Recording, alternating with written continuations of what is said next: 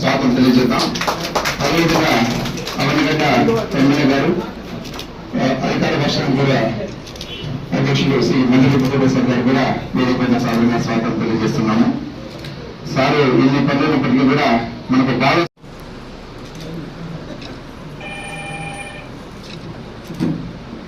నాకు పెట్టాల్సింది కాదు కదా,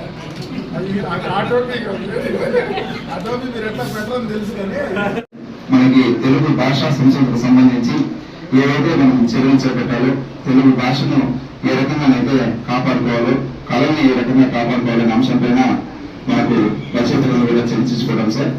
అదేవిధంగా మనకు మధ్యాహ్నం జరిగే సమావేశంలో తెలుగు భాషను రక్షించుకోవడానికి ఏం చేస్తే బాగుంటుందనే ఉద్దేశంతో కొన్ని చర్చలు, తీర్మానాలు చేసి ఆ ప్రభుత్వానికి సమర్పించే కార్యక్రమం ఉంది సార్. ఈ కార్యక్రమంలో భాగంగా రాష్ట్రపతి గారు డాక్టర్ జీవి పూర్ణచంద్ గారు మాట్లాడారు సార్.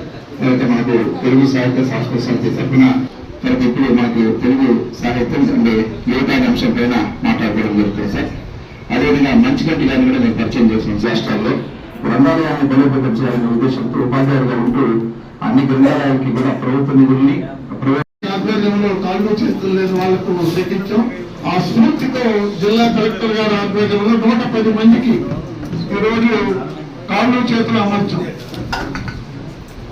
110 మందికి చిత్తూరులో ఇప్పుడు జిల్లా కలెక్టర్ గారి ఆధ్వర్యంలో 110 మందికి వాళ్ళు కాళ్ళు చేతులు పెట్టించారు. వాళ్ళంతా కూడా అన్ని స్ఫూర్తిగా వాడుతూ మీకు జాయినింగ్ గా డాక్టర్ మా తరఫున కూడా ధన్యవాదాలు తెలియజేసుకుంటున్నాం.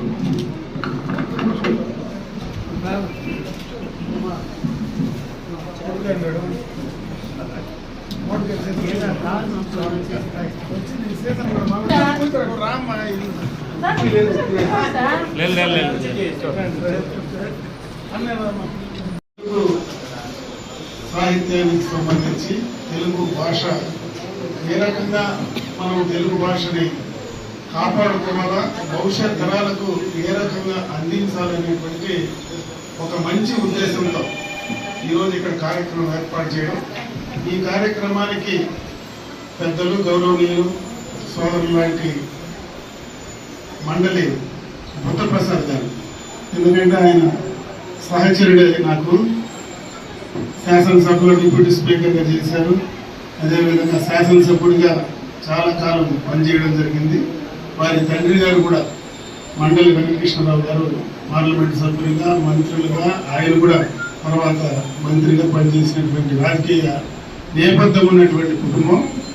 ఇటువంటి రాజకీయ కుటుంబాల్లో తెలుగు భాష పైన కానీ, సాహిత్యం పైన కానీ అభిమానం ఉండి భాషను కాపాడుకోవాలనేటువంటి ఆలోచన ఉన్నటువంటి ఏకైక కుటుంబం నాకు తెలిసినంత వరకు రాజకీయాల్లో మన రాష్ట్రంలో ఈ తెలుగు భాష పైన అత్యంత ప్రేమ ఉన్నటువంటి కుటుంబం నుంచి వచ్చినటువంటి వ్యక్తిగా నాతో ఆయనతో కూడా కలిసి పనిచేయడం కూడా నా అదృష్టంగా కూడా భావిస్తున్నా. అదేవిధంగా వేదిక పైన చాలా మంది పెద్దలు ఉన్నారు, నాకు కొంతమంది తెలుసు. గంటామోహన్ గారు కావచ్చు, పెద్దలు బాలకృష్ణారెడ్డి గారు కావచ్చు, ఇంకా తులసిరాజు నాయుడు చెప్పాల్సిన పనిలే. ఎందుకంటే ఆయన ఏ కార్యక్రమం చేసినా బ్రహ్మాండంగా కూడా ఈ ప్రాంతంలో తెలుగు భాష కావచ్చు, ఏదైనా కళలకు సంబంధించి కావచ్చు, ఏదైనా సేవా కార్యక్రమం కావచ్చు, పిల్లల్ని భావితరాలని భవిష్యత్ తరాలకు ఎదిగే కార్యక్రమం చేయొచ్చు. కానీ వాటన్నిటిలో కూడా ముందుండి పనిచేసే వ్యక్తిగా ఆయన కుటుంబం, ఆయన గారు కానీ, ఆయన శ్రీమతి గారు కానీ పనిచేయడం. అదేవిధంగా బాలాజీ చాలా సంవత్సరాల నుంచి కూడా ఇక్కడే పనిచేస్తూ ఉన్నారు. మాకు ఎంపీడీఓ, ఈ రోజు కూడా మాకు ఎంపీడీఓగా ఉన్నారు.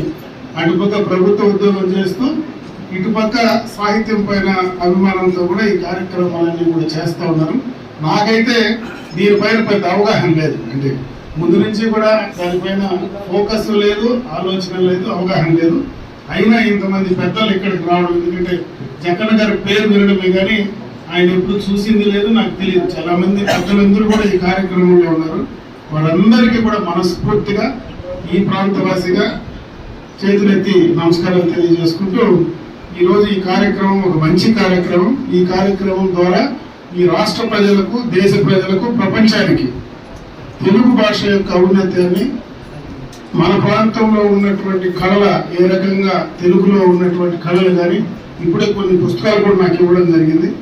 దాంట్లో మీ రచనల ద్వారా ప్రభావితం చేయడానికి భవిష్యత్ తరాలకు వారికి మన ఆలోచనలు కానీ మంచి ఆలోచనలు కానీ అందివ్వడానికి ఇవి చాలా బాగా ఉపయోగపడతాయి. ఎందుకంటే ఈ రోజు ఉన్నటువంటి ప్రపంచంలో ఉన్నటువంటి పరిస్థితుల్లో పూర్తిగా కూడా గ్లోబలైజేషన్ అయిన తర్వాత ఈ భాషను తగ్గిపోతాయి. ఈరోజు నా కొడుకు కూడా లండన్లోనే ఉన్నాడు చిన్నప్పటి నుంచి. వాళ్ళ ఇంట్లో పిల్లలు కూడా తెలుగు సరిగ్గా మాట్లాడే పరిస్థితి లేదు. అటువంటి సందర్భంలో తెలుగు భాష మన కన్నతల్లి వంటిది.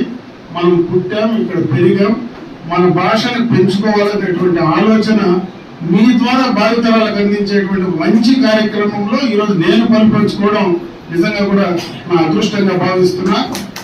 ఈ ప్రాంత ప్రజాప్రతినిధిగా ఈ భాషకు సంబంధించి మీ యొక్క ఆలోచనలకు సంబంధించి ప్రభుత్వ పరంగా కానీ మరి అదేవిధంగా సంఘపరంగా కానీ మా వంతు ఏ చిన్న అవకాశం సహాయం దొరికినా చేయడానికి నేను సిద్ధంగా ఉంటానని చెప్పి మరొకసారి చేసుకుంటూ ఎక్కువ సమయం మీతో ఉండలేకపోయినా, ఎందుకంటే పెద్దలు బుద్ధప్రసాద్ గారు పొద్దున నాకు తెలియదు మొన్న కూడా కలిసే అవకాశం తప్పకుండా తీసుకుంటా. ఎక్కువ సమయం మీతో ఉండలేకపోయిన దానికి నన్ను క్షమించమని చెప్పి మరొకసారి తెలియజేసుకుంటూ నాకు అవకాశం కల్పించిన పెద్దలందరికీ కూడా హృదయపూర్వక ధన్యవాదాలు తెలియజేసుకుంటూ సెలవు తీసుకుంటూ జాయిన్